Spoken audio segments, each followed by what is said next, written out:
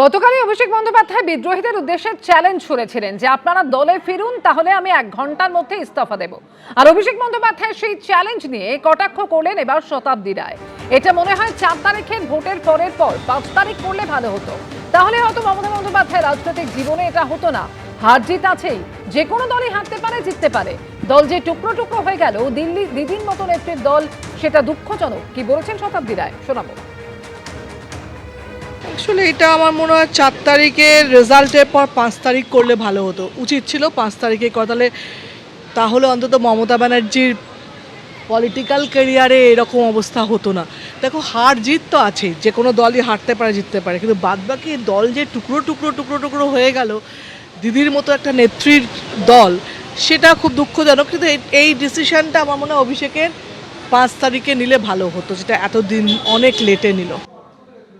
শতাব্দী রায় তিনি কটাক্ষ করেছেন, আপনারা শুনলেন যে অভিষেক বন্দ্যোপাধ্যায় যে চ্যালেঞ্জ ছুড়ে দিয়েছেন সেটা 4 তারিখের ফলের পর 5 তারিখ করলে ভালো হতো, তাহলে হয়তো মমতা বন্দ্যোপাধ্যায়ের রাজনৈতিক জীবনটা এরকম হতো না। কিন্তু অভিষেক বন্দ্যোপাধ্যায় গতকাল তিনি ঠিক কি মন্তব্য করেছিলেন, যার পরিপ্রেক্ষিতে শতাব্দী রায় এইভাবে কটাক্ষ করলেন, শুনুন।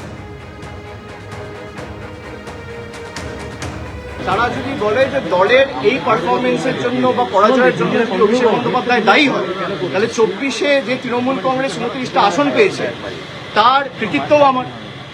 যদি ডিসক্রেডিট আমার হয়, হারে, তাহলে জেতার সময় ক্রেডিটও আমার। আর যাদের আমাকে নিয়ে সমস্যা, তাদেরকে অনুরোধ করব যে মানুষ বোকা নয়। আজকে 18 তারিখ, আপনি 19 তারিখ আসুন, 20 তারিখ আসুন, 21 তারিখ আসুন, যবে আসার আসুন, আজকে চলে আসুন।